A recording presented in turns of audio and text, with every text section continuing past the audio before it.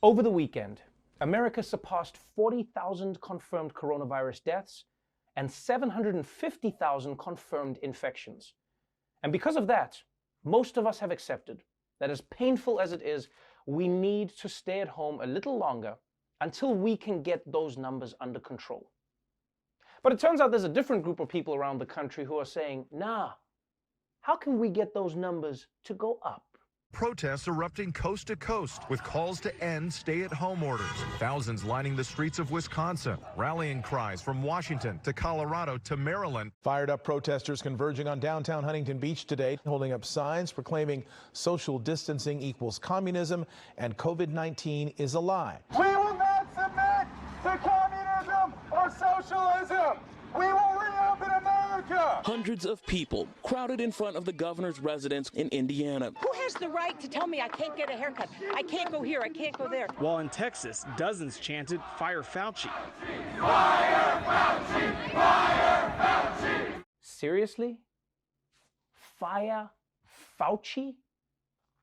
So instead of fighting the virus, they want to get rid of the one guy who's warning us about the virus? America is lucky these same people weren't around when Paul Revere was riding into town. The British are coming! The British are coming! Ugh, I hate the British. Someone shut that guy up.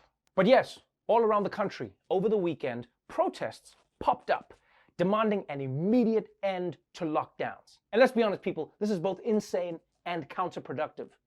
Because the more you gather in groups, the longer the lockdown will have to go on. Can you imagine if during the AIDS crisis, mobs of people gathered to gangbang that monkey that started it all? What do we want? Monkey sex! When do we want it? Now! Now, these protests have clearly been infused with the far-right ideology. Many demonstrators wore MAGA hats, they held up anti-Semitic signs, and in Michigan, they even waved Confederate flags, a clear symbol of Michigan's proud Southern heritage. But it's not just fringe right-wing groups who have been stoking the flames. It's also mainstream right-wing groups, like Fox News. You see, after Dr. Fauci appeared on the network and made the case for continuing the shutdowns, Fox News decided to get a second opinion from a doctor everyone can trust. Talk show host Dr. Phil McGraw appearing on Fox News, blasting the government's response, appearing to downplay the pandemic. Look, the fact of the matter is we have people dying. 45,000 people a year die from automobile accidents, 480,000 from cigarettes, 360,000 a year from swimming pools, but we don't shut the country down for that. But yet we're doing it for this, and the fallout is going to last for years because people's lives are being destroyed. Well, let me tell you something, Dr. Phil. Your entire argument is a bunch of horse hooey. Your 360,000 swimming pool deaths is off by about 357,000. And also, swimming pools are not like a virus. You're not going to drown because your dang neighbor swam in his pool. The worst thing you'll get is a case of FOMO. Now, it would be a lot easier to not take these protests seriously if they were just being fueled by Fox News and internet conspiracy theories.